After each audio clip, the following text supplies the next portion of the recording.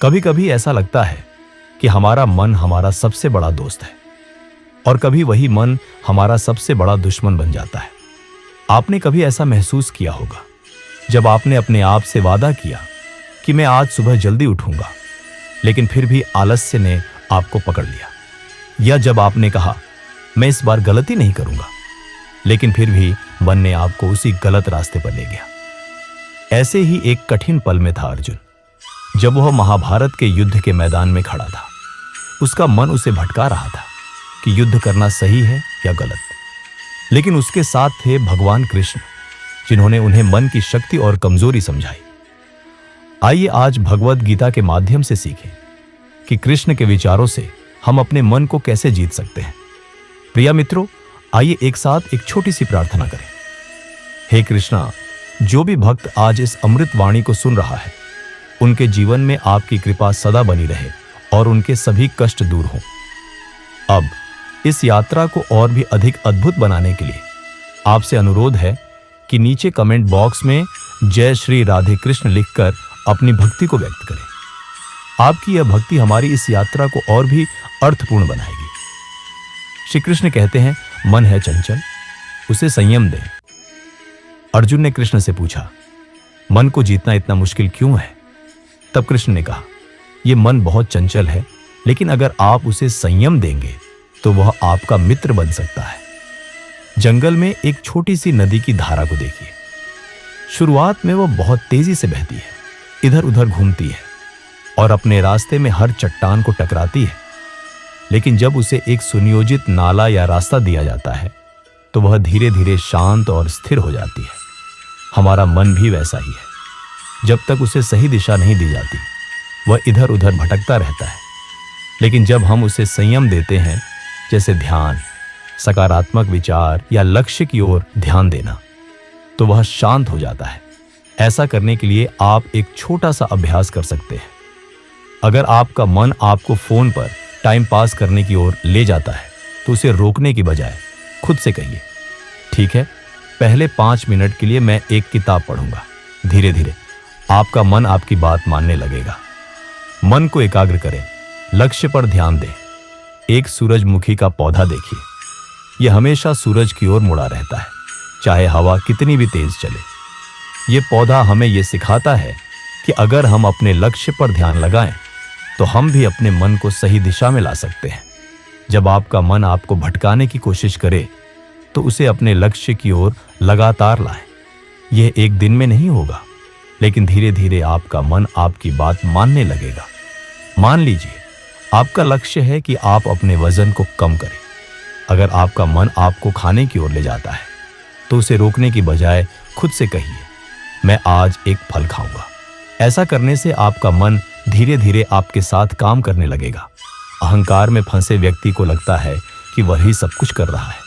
एक वृक्ष देखिए, वह अपने आप को मेरे फल मेरी पत्तियां नहीं समझता।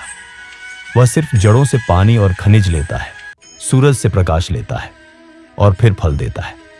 यह हमें यह सिखाता है कि हम अकेले कुछ नहीं कर सकते। जब हम अहंकार को छोड़ते हैं, तो हम समझते हैं कि हमारी सफलता में दूसरों का भी योगदान है। इससे हमारा मन शांत होता है।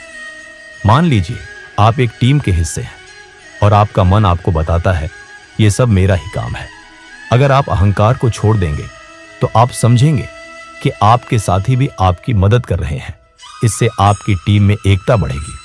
धीरे धीरे अपने मन को संयमित करें और ध्यान के माध्यम से उसे शांत करें।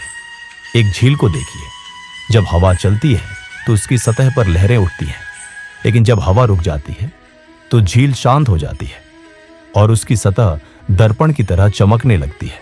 हमारा मन भी वैसा ही है। जब हम ध्यान करते हैं, तो हमारे विचार और चिंताएं धीरे धीरे शांत हो जाते हैं। जब आप दिन भर के काम से थके होते हैं, तो अपने लिए 5 मिनट का समय निकालिए। अपनी आंखें बंद करके शांति से बैठिए और अपने सांसों पर ध्यान दीजिए। यह आपके मन को शांत करने का सबसे आसान तरीका है। मन बहुत तेजी से भटकता है। इसे रोकने के लिए हमें संयम रखना होगा, जैसे कि सोशल मीडिया या टाइम पास करने के बजाय अपने लक्ष्य पर ध्यान दें। मन चाहे जहां भटके, आप उसे वापस लाएं। लक्ष्य पर ध्यान लगाना मन को शांत करने का सबसे बड़ा तरीका है। ध्यान करने से मन शांत होता है। छोटे छोटे अंतराल में ध्यान करना सीखें, जैसे कि 5 मिनट के लिए अपनी सांसों पर ध्यान दें। अहंकार हमें औरों से दूर कर देता है। जब हम अहंकार छोड़ते हैं तो हम दूसरों की मदद स्वीकार कर सकते हैं और शांति मिलती है। फल की चिंता करने से मन बेचैन होता है। बस अपना कर्तव्य करें, फल भगवान के हाथ में है। जो कुछ भी हमारे पास है उसका संतोष करें। असंतोष हमें अपने लक्ष्य से दूर करता है। मन हमें बहकाने की कोशिश करता है। विवेक से सोचें कि क्या सही है और क्या गलत। मन को एक दिन में जीतना मुश्किल है। धीरे धीरे अपने आप में सुधार करें। सबसे बड़ा दुश्मन और सबसे बड़ा मित्र दोनों ही हमारा मन है। इसे जीतने से ही सच्ची सफलता मिलती है। चिंता करने से कोई फायदा नहीं होता। बदले में भगवान को याद करें और उन पर भरोसा करें। कल की प्रतीक्षा मत करें। आज ही अपने लक्ष्य की ओर कदम बढ़ाएं। मन को अपना दुश्मन मत बनाएं, उसे समझाएं और अपना मित्र बनाएं। अपने नकारात्मक विचारों पर काबू पाएं और सकारात्मक ऊर्जा बढ़ाएं। सच्चाई का पालन करने से मन शांत रहता है और हम अपने आप पर गर्व कर सकते हैं।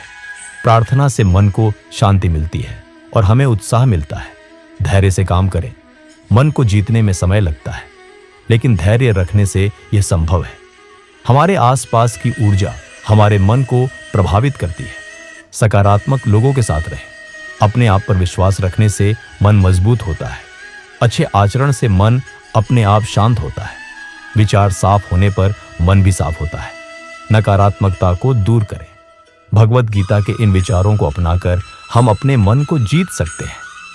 मन को जीतने का मतलब है कि हम अपने आप को समझना, संयम रखना और अपने लक्ष्य की ओर बढ़ना।